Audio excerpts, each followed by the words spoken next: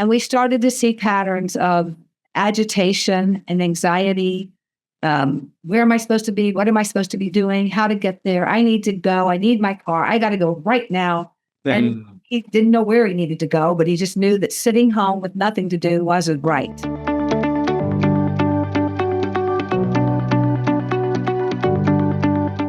Hello, this is Matt Helton, your reverse mortgage specialist, and you found the Serving Seniors podcast. We highlight those businesses and individuals that help seniors not just get by, not just survive, but thrive in retirement. And today we have some awesome people with another one of those fantastic businesses. We've got Miss Jackie Scully.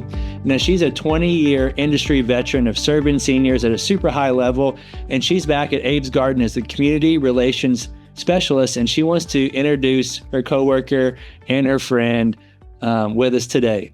So Jackie, take it away. Awesome. Thank you, Matt. And thank you. It's great to be here. So I have the privilege of introducing Judy Given. We are with Abe's Garden Community. This is a family legacy, and Abe was Judy's father. Wow. So Judy has been at this for 17 years and 10 years before that with her own dad, but I'll let her tell that story. So I'm happy to introduce Judy Given. Thank you, Jackie, and thank you, Matt, for inviting us. My story really does start with my dad, Abe Schmerling, who was a physician here in Nashville, Tennessee. And he was, I'm sorry, your phone's ringing, and I think that's on. Excuse me, 1 second. You keep going. Okay. Keep going. Yes. So my father was a physician here in Nashville, and he has a mom that died with Alzheimer's, and his wife, Rita, died with Alzheimer's. And he, as a physician, had treated people with Alzheimer's disease. So when this started happening to him, it was very predictable, of course, and very scary because there was really nothing to do about it. No solutions, no medications, and there was no way to stop it. So we had about a 10 and a half, 11-year journey from diagnosis to end of life. And I think that what we discovered in trying to meet his needs was a laundry list of things we wished we'd had for him. You know, my dad was taken care of by my mom at home until that became very challenging. And then we had in-home support, which drove my mom crazy, and really him too. You know, she were home. He wanted her attention. He did not want some stranger. Sure. And mom got only breaks when she left the house, which didn't give her any downtime at home. We tried day programs. We tried regular assisted living. We tried memory care 1, memory care 2, stint in nursing after a fall. Then we did 3, and he died in a nursing home. Oh. So we had this journey that was very educational about what we wished he'd had. And along that journey, he had some amazing caregivers and amazing programs, but there seemed to be one underlying thing that was really missing that I think would have had a huge impact on his life. And that had to do with what he would do with his time all day. You know, the lack of focus, the lack of purpose. He used to get up every day and take care of people, and he was always busy, and suddenly found himself without any kind of challenge, any kind of way to help others, and not really knowing what to do with his time. And we started to see patterns of agitation and anxiety. Where am I supposed to be? What am I supposed to be doing? How to get there? I need to go. I need my car. I got to go right now. And he didn't know where he needed to go, but he just knew that sitting home with nothing to do wasn't right. And in all the communities that we tried over those years, we had a similar challenge. How do we engage him? It seemed that all of the communities were very well versed on what folks with dementia can't do. They can't read, they can't write, they can't watch TV, they can't remember things, you can't build on skills. And so the programming we found that was going on was really designed for people in the later stages. Yeah. My favorite example is balloon toss. I use this a lot. I'm talking to families because it's a wonderful activity for late stage people with minimal mobility, because a little action has a big reaction. It's the balloon and it flies across the room. But for somebody who's earlier stage, that's not sufficient. It's like, okay, we did that for a minute. When's the activity starting? And then we'd see that this pattern of anxiety and agitation would lead to aggression or apathy. Okay. Refer to those as the 4 A's. And when people are in those rabbit holes, the response is that the staff is trying to solve the problem or trying to manage the behavior, and the nurses are giving medication. And now you've got a lot of people that are not available for the engagement because they've been medicated to calm them down. And this was a cycle. And if one person's agitated, you can bet you've got 3 or 4 others. Sure. And it spreads like wildfire. Oh my gosh. So it was not meeting his needs and for a lot of the people there. And that's kind of when my brother, who is an entrepreneur and he starts new businesses to meet unmet needs. So there's a need for memory support for people like my dad. There's a need for a focus on what they should be doing with their time. And we decided to start a project of AIDS Garden to create a place for people like my dad with a focus on what does excellent care look like? We weren't really feeling like we were seeing it. And we came upon a program called Hearthstone. It was out of Massachusetts, and they had spent 20 years figuring out what these folks with dementia at different stages of dementia could be doing with their time.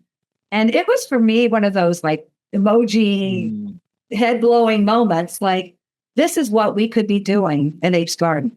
And we bought into the I'm Still Here program, which talked about purposeful and meaningful engagement.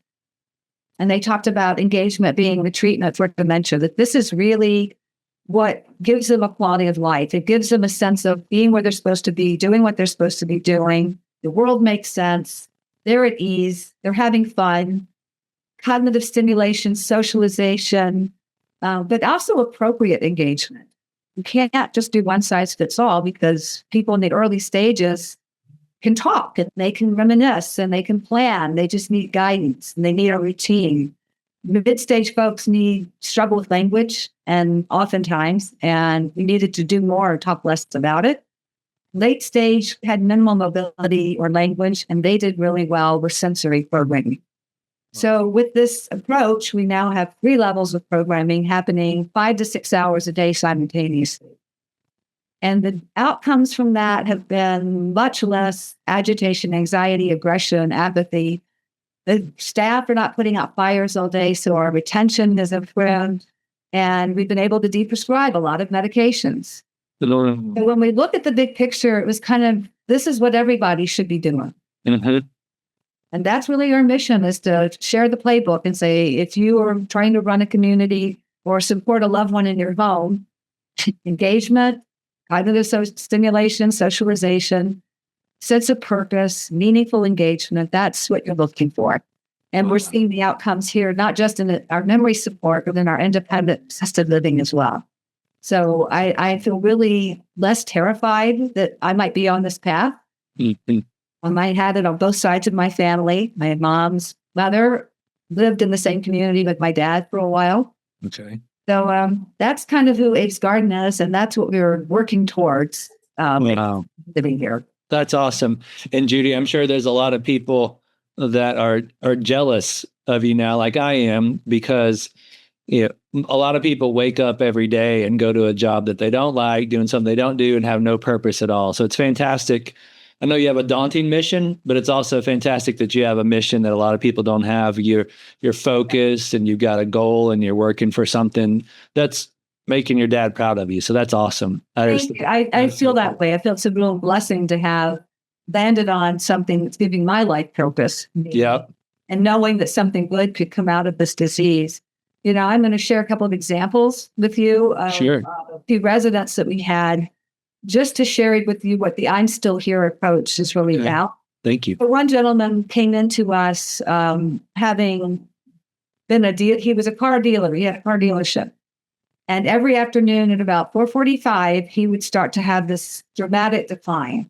Wow. And then the language of dementia, people call that sundowning. And every day it was kind of predictable. He would just sort of become dysfunctional and agitated and anxious. But the caregiver that was working with him had this theory that something more would be going on. It's happening every day. So she went back to his life story and saw that he had been a car dealer. He owned this dealership. and reached out to the wife. And she said, every day at 4:45, he used to check his cars, make sure that they were all accounted for, either on the lot or out for a test drive. Wow. She brought the keyboard that he used to use to match. And he would spend 4:45 every day matching the keys on the keyboard to make sure that all his cars were accounted for. And it came and went without the meltdown that we had regularly. It connected him to who he spent his whole life. That's an example of I'm still here. Wow. And I have so many of those stories where you can trust the team that's working with them, and you empower them to be creative and problem solve.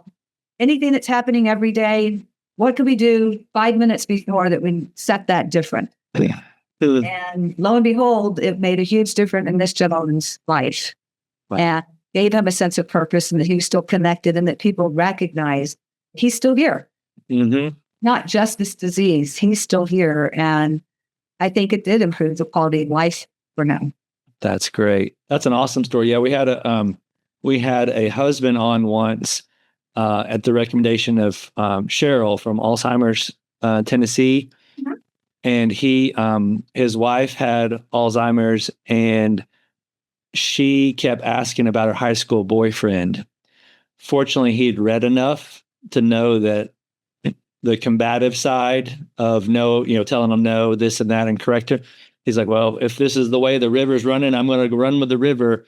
So he went as far as whenever they would go to the store, she would say, well, what if insert his name comes while we're gone? He'd write a note to him and put it on the door and said, don't worry, if he shows up, here's a note. He went as far as to get pictures of their high school of him, and her attitude and everything flipped because that reminded her of whatever her past. Mm-hmm. And he was able to do exactly what you did with the keyboard and really changed how her last few years went. So that's a great example. Yeah, it's really powerful, isn't it? I mean, people find ways to connect to who they are.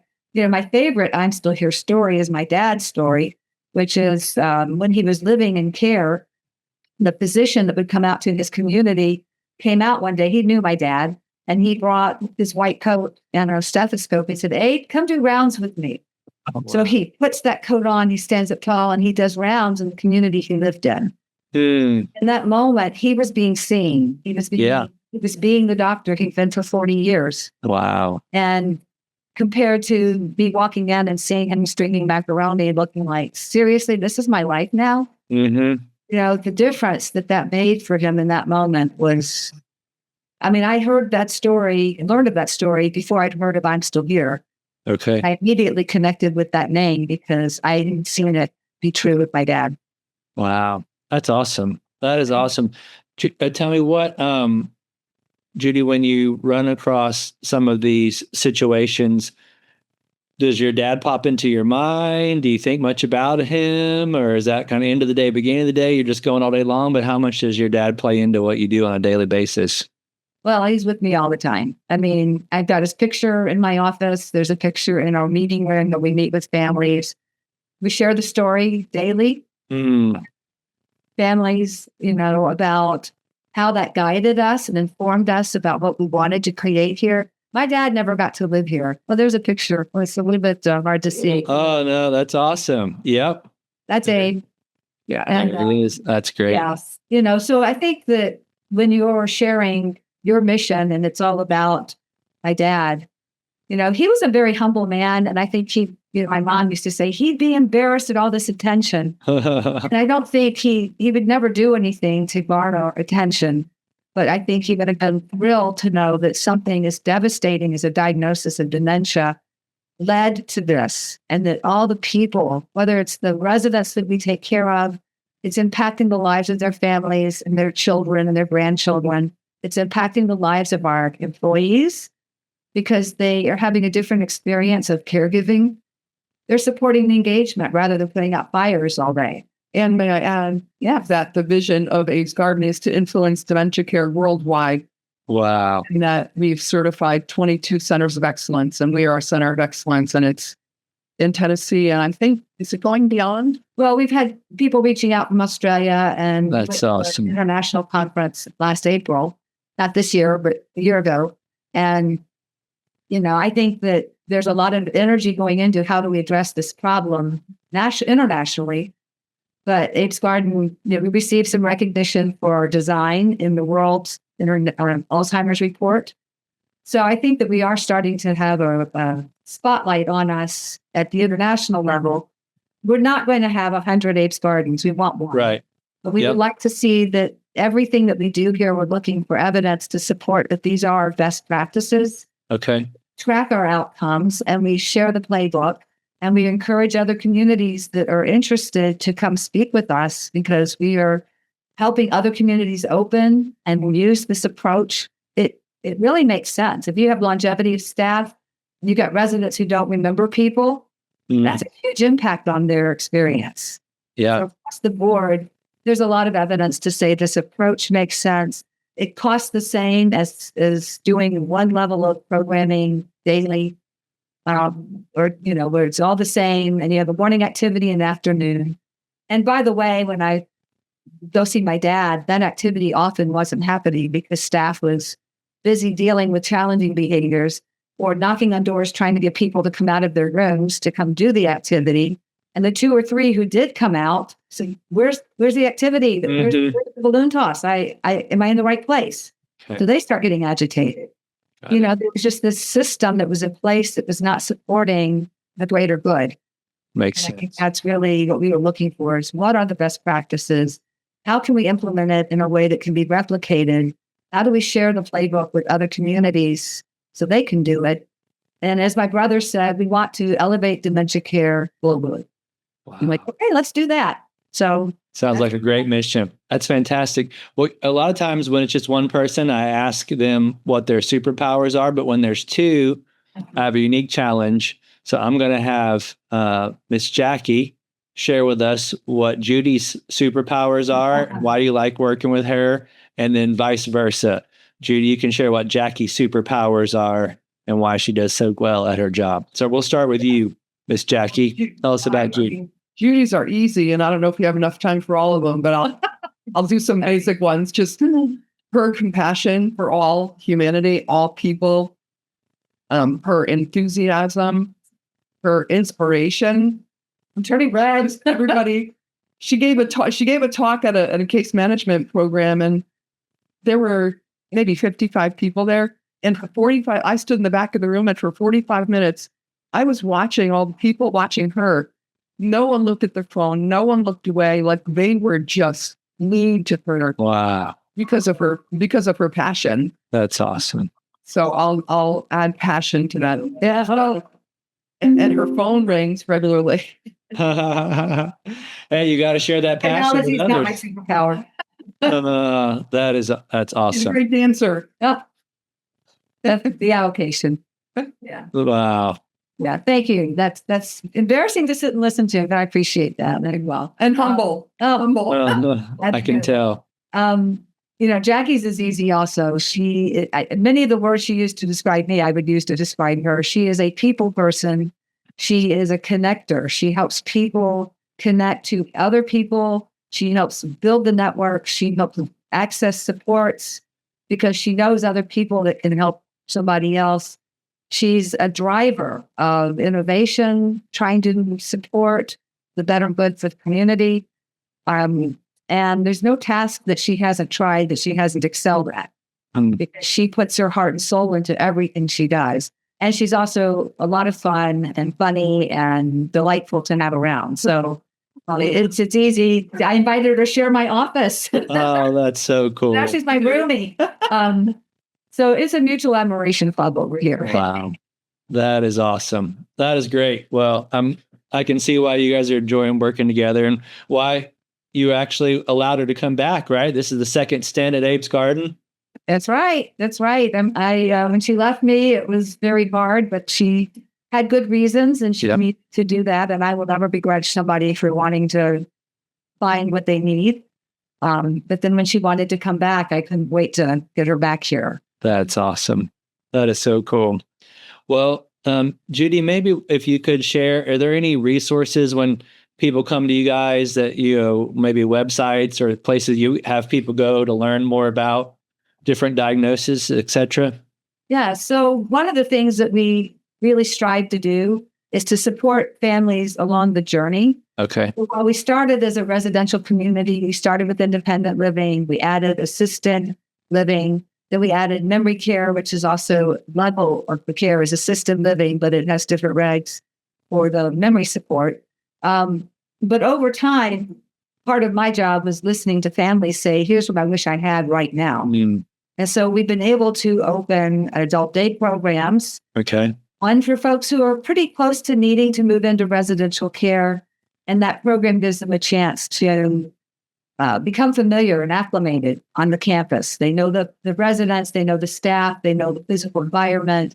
They have meals here. And when the time comes to move in, it's an easier transition. Okay. We have an early stage dementia program for folks who are at the front end of this disease. They're coming to terms with their diagnosis and the changing relationships. The spouse is telling what they can and can't do. And someone takes their car away and they can go for a walk. They can't go to it.